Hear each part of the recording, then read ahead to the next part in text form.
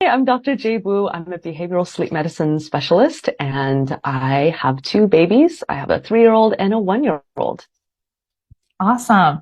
I'm Caitlin Plaskett, And I'm Bobby Joe Plaskett. and we are from two ladies and two babies. We have two little boys, a 3-year old and a 10, almost 11-month old.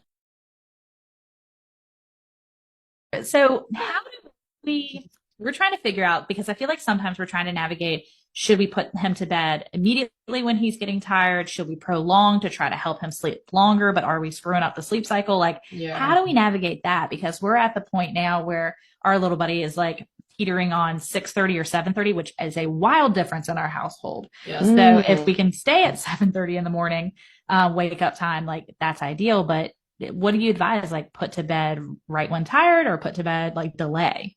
That's a really good question. I think it kind of depends on the kid a little bit. When they're Yeah. really young, when they're babies, some, often, if not always, the later you put them to bed, the earlier they wake up. It's like so counterintuitive, but when they get too overtired and too wired, they end up having more adrenaline, released in their bodies, and that can just mess them up, and they end up waking earlier. Yeah. So for your younger one, if he ever goes through a sleep regression, like I wouldn't put them to bed later. But for a toddler, that might be a good idea.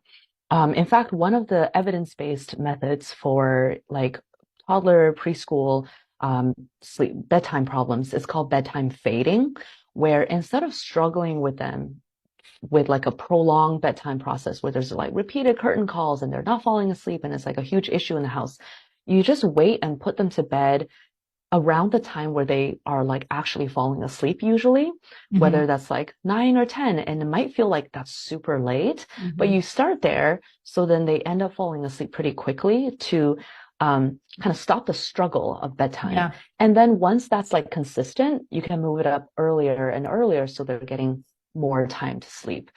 It doesn't work for everybody, but that could be an approach to try. We should try that because our toddler's We're doing he's that. been pushing. He's been like between 9 and 10, and we're like we're like, God, this is so late. Well, because like we get in bed then. that's So we have no like you wanna go to bed. downtime. Yeah. I know. No, It's so hard to have your own time when Yeah. your bedtime is like progressively earlier and theirs is progressively later. And it's just Yes. your me time is squeezed to like 30 minutes where you can watch Yeah. a little bit of like Netflix and then you go to bed. Yes.